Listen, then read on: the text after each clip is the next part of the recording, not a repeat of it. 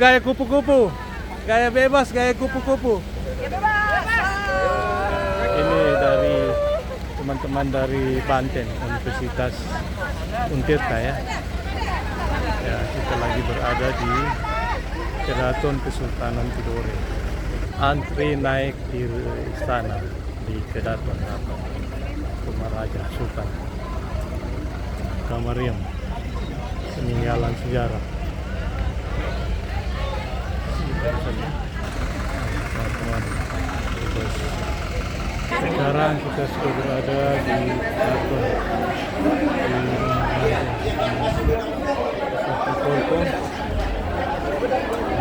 Akan bisa memperrekam pimpinan-pimpinan ada di Keraton. Apa menyesuaikan di sini?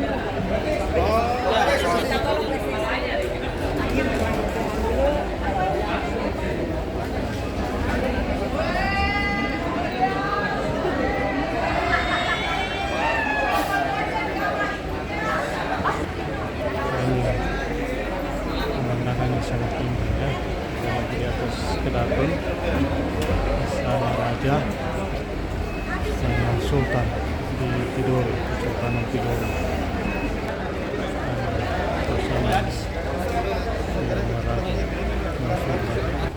Belakang kalau Pemandangan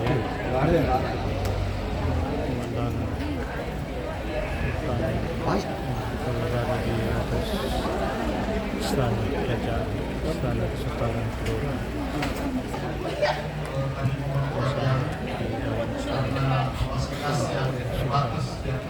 Mohon kepada yang lain bisa mengikuti dari bawah saja.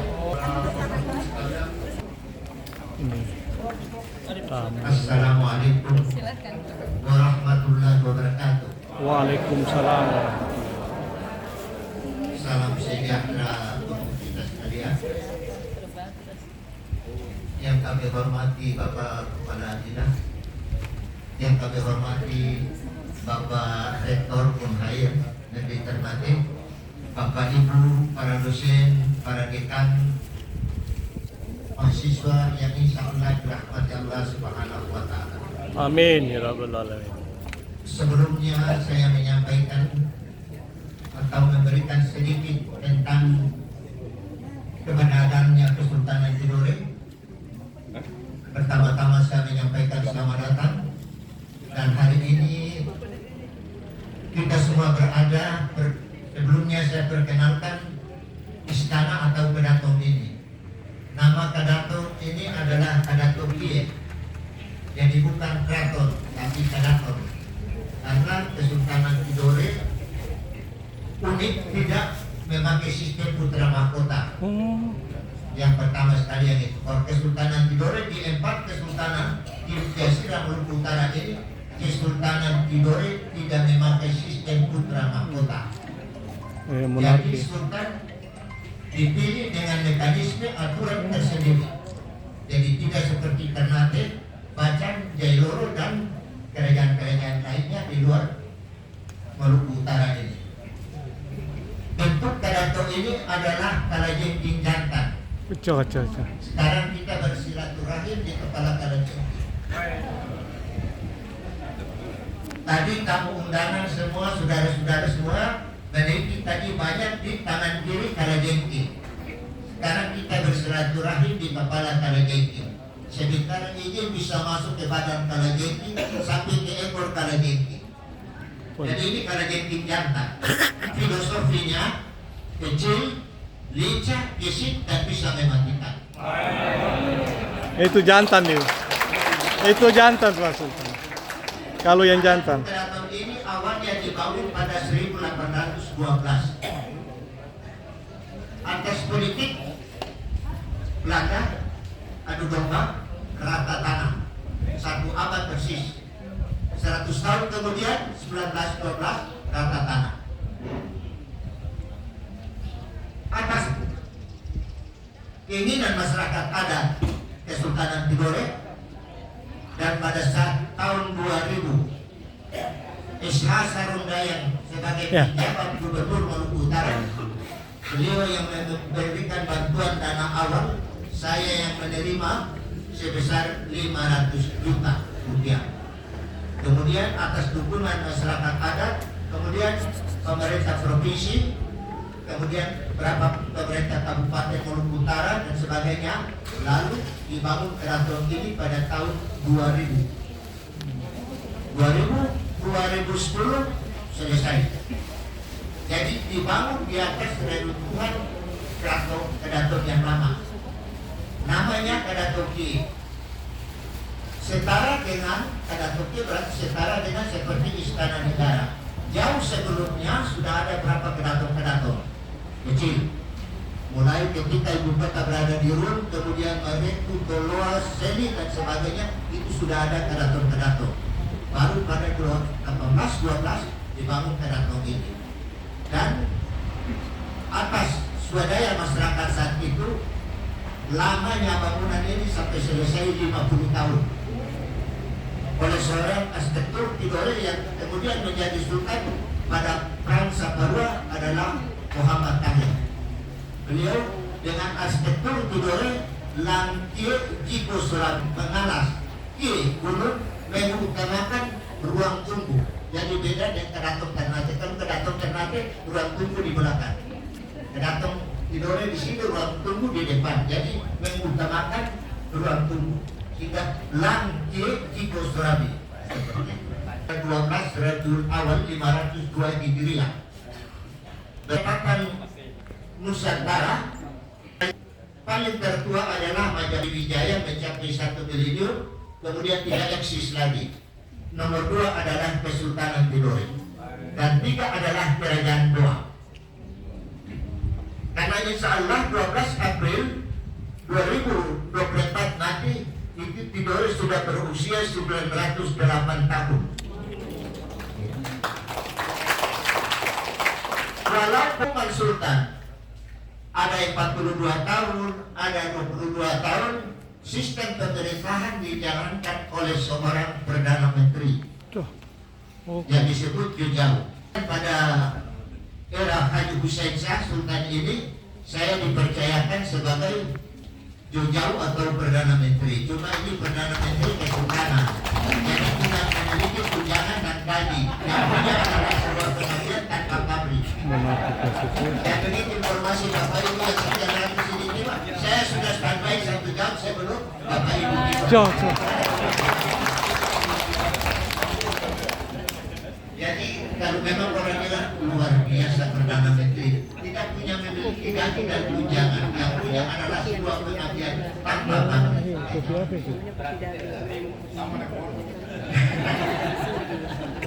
Ibu dari Unhai. Wilayah Kesultanan Tidore ini meliputi Halmahera di depan ini, sekarang sudah jadi Kabupaten Halmahera Tengah, ada Kabupaten Halmahera Timur, itu adalah wilayah kekuasaan Kesultanan Tidore.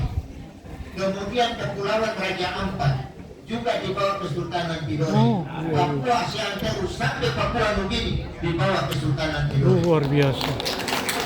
Kemudian pulau-pulau di Pasifik yang kemudian pada saat era Sultan Nuku, pulau-pulau itu ada yang diberi nama Nuku Kitau, Nuku Maboro, Nuku Lai-Lai, Trias Kapusa, Tamrani, adalah wilayah kekuasaan Kesultanan Tidore. Kelebihan Kesultanan Tidore dengan 3 saudara itu beda. Kesultanan Tidore dalam memperluaskan wilayah, dia tidak menganeksasi jabatan di pulau-pulau itu. Beda dengan Sultan Ternate. Ini maaf saya kalau petua ini rakyat orang Ternate karena perlu tersinggung. Saudara tadi di depan ini. Seperti dikenal Sultan Badula adalah penakut 90 sekian pulau, tapi pulau-pulau itu dianeksasi jabatannya. Beda dengan Sultan Tidore. Di Papua sana dia kasih jabatan. Intinya mau menyatukan Nusantara. Itulah ide Sultan Tidore. Untuk menyatukan Nusantara, dia berikan semua jabatan-jabatan seperti orang Papua di mana-mana itu ada jabatan. Pulau-pulau kecil. Ini dikuatkan dengan Van Vollenhoven mengatakan, ketika aku menumpang sebuah kapal yang berbendera merah putih biru, ku dapat ratusan bahkan ribuan pulau-pulau. Tapi sesungguhnya pulau-pulau itu bukanlah pulau-pulau yang liar. Dia sudah berpemerintahan. Nah itu yang ada dipraktekkan oleh Sultan Tidore. Wilayah tadi sampai kemudian ke Maluku Tenggara jauh juga di bawah wilayah kekuasaan Sultan Tidore. Jadi pada hari jadi festival Tidore 12 April setiap tahun berjalan, itu orang-orang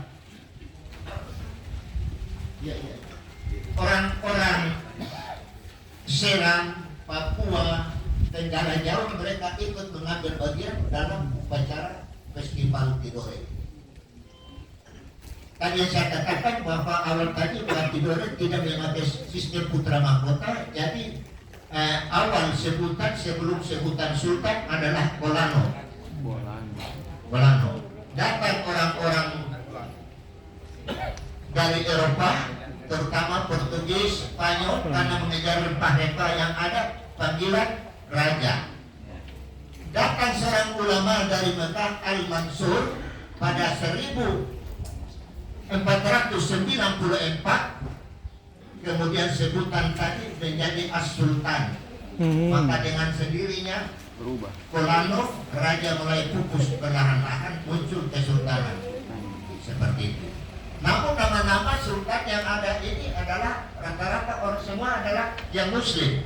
Tapi ada kata tetapinya. Walaupun kerajaan ini kerajaan Islam, tapi sultan memayungi menjembatani semua suku dan agama. Bukti, dua misionaris dari Jerman, C.W. Otto dan Gisle, dalam penyebaran Injil atas restu Sultan Tidore, Ahmadul Mansur Sirajuddin 1855 tanggal 5 Februari, dua misionaris dikawal oleh pasukan terlatih 35 orang dan 2 orang berbalik aktif mengawal Otto dan Gisle masuk ke Kepulauan Mansinam di sana. Di sanalah penyebaran Injil. Itulah toleransi Sultan Tidore. Bahkan yang ada di kesultanan ini tidak semua orang Muslim. Bahkan ada suku terasing dari suku Tuvalu. Perwakilan juga ada tingkat atau duduk di keraton ini, suku Tuvalu. Mereka itu membawahi suku-suku terasing yang disebut Tugutil. Nah itulah keanekaragamannya Kesultanan Tidore, dan Sultan Tidore yang tadi saya katakan bahwa dia tidak memilih saja bahwa ini harus umat ini, tapi semua umat itu Sultan Tidore memberikan perlindungan dan kebebasan seperti itu. Kemudian tadi saya katakan bahwa negeri kecil ini pernah menjadi ibu kota pembebasan Provinsi Irian Barat dengan lahirnya Undang-Undang Nomor 15 tanggal 16 Agustus 1956. Kota kecil ini dijadikan ibu kota pembebasan Irian Barat, Papua sekarang. Maka dilantiknya gubernur pertama pada tanggal 23 September hari Minggu 1956, saya hafal mati. Oleh semua anak saya Bapak Lazim untuk mencerita Tidore dan sekitarnya. Dilantiknya Zainal Abidin Shah sebagai gubernur pertama, tapi bukan hadiah. Karena Zainal Abidin Shah pada 1950 beliau menjadi kepala daerah Ternate. Jadi beliau adalah seorang pamong raja tua karena bersekolah Eropa di Makassar 6 tahun. Zainal Abidin Shah yang sekarang kami usulkan menjadi pahlawan nasional, termasuk Pak Rida di Pak Rektor ini. Jadi ini kalau cerita riwayat Kesultanan Tidore ini panjang. Tidore ini juga melahirkan seorang pahlawan nasional yang dikenal dengan Sultan yang tadi memiliki wilayah sampai ke pulau-pulau Pasifik. Ada juga seorang ulama dari Tidore yang dihasilkan sampai ke Cape Town, Tuan Guru Imam Abdullah bin Tadi Abu Salam, dengan gigih melawan sistem pemerintahan kolonial Belanda dalam peraturan pajak harus dibayar kepada tuan-tuan besar. Imam Abdullah Kemenang itu kemudian ditangkap dan diasingkan sampai ke Robben Island, dan setelah bebas tidak pilih pulang kampung. Salah satu keturunan menjadi Menteri Perekonomian, Keuangan dan Perekonomian Ibrahim Patel adalah asal orang Tidore. 2017 saya dengan yang mulia diundang oleh keluarga ke Cape Town. Jadi saya tinggal Cape Town kurang lebih 3 minggu. Tapi saya tidak pernah merasa bahwa saya berada di Cape Town, tapi saya berada di Tidore. Karena di sana keluarga besar Tidore itu berada di Cape Town di sana, di Afrika Selatan di sana. Jadi hari ini memang kenyataan dari Sabang sampai Merauke, Bung Karno pernah berpidato kalau tanpa Tidore tidak ada Sabang sampai Merauke. Ini kami merasa berbahagia dan bangga sekali ibu-ibu, saudara-saudara sekalian bisa hadir di tempat ini. Jadi sebelumnya saya perkenalkan nama saya dulu. Tak kenal maka kata saya, nama saya Muhammad Amin Faruk, dilahirkan pada 22 Syawal 1368 Hijriah, bertepatan dengan tanggal 17 Agustus 1849. Jadi hari ini masih muda, baru berusia 75. Kalau begitu bulan Hijriah sudah 77, tapi saya masih muda. Masih muda.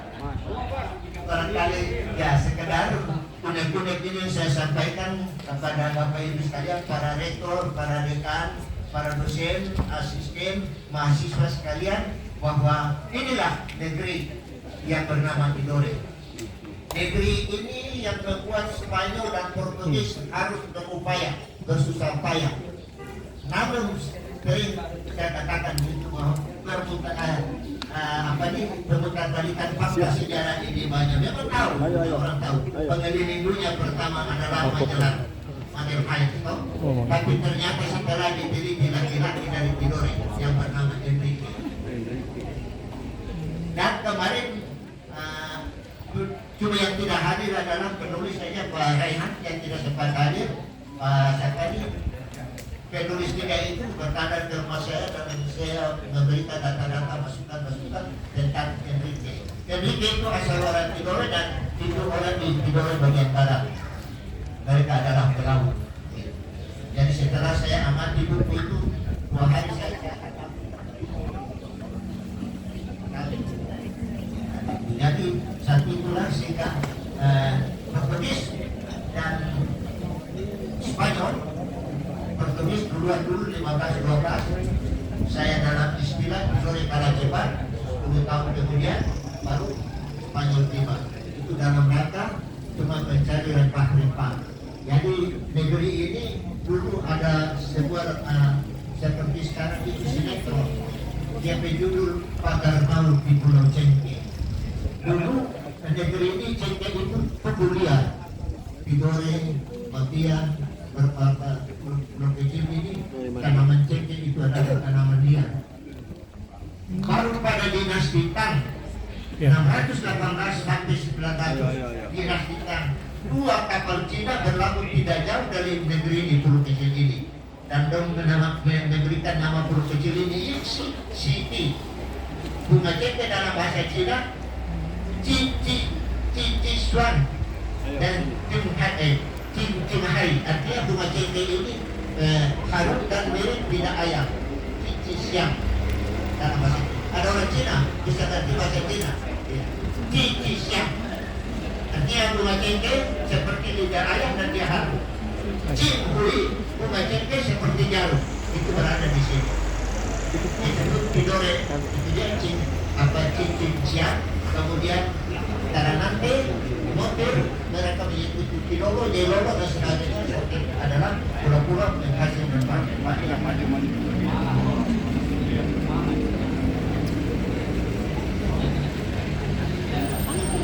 Jadi bagilah saja kalau bercerita tentang Tidore dari bab-bab akan banyak waktu. Jadi negeri kecil ini juga negeri yang berbudaya dan memiliki banyak penduduk yang ada di sini, bukan cuma penduduk orang Tidore itu, ada berbagai suku bangsa yang ini cukup besar. Walaupun di mana-mana pernah dengar, pernah rusuh dulu, itu adalah cuma kepentingan elit-elit, jadi korban adalah masyarakat yang paling bawah. Dan kemudian semua itu telah diselesaikan dengan damai dan sampai hari ini tidak ada lagi terjadi apa-apa karena benar-benar berdua persatuan dan kesatuan. Jadi kalau pernah disembayangkan bahwa NKRI harga mati, Tidore dan Ibu sudah makin banyak juga ditangkap. Iya. Dulu pernah ketua DPP Pemuda Ansur datang dalam saat itu jilat merah putih terakhir dari Papua masuk ke Tidore. Nah, saya oleh yang mulia berikan kesempatan sama saya sampaikan kalau rata-rata merah putih orang tahu merah berani, putih suci. Tapi filosofi dapur saya yang kemudian diasingkan ke Afrika Selatan dan yang kemudian satu lagi eksekusi di Papua di sana di Pulau Senapan itu beliau punya ide lain, merah darah kuning rambutnya putih kain pun berbalut biru. Itu filosofi dari leluhur saya merah putih. Kalau bangsa ini bilang merah berani putih suci, tapi kalau filosofi leluhur saya itu bilang merah darah kuning rambutnya putih kain pun berbalut biru. Jadi sampai hari ini saya kalau bilang merah putih saya paling hormati yang harus putih. Putih tadinya harus putih karena urat-urat nadi semua putih dan kemudian merah tadi karena merah darahnya itu dan putih kain itu gimana? Itulah filosofi merah putih yang berada di kerajaan atau kesultanan itu. Barangkali ini saya sekedar unek-unek yang saya sampaikan, lebih dan kurang saya mohon maaf.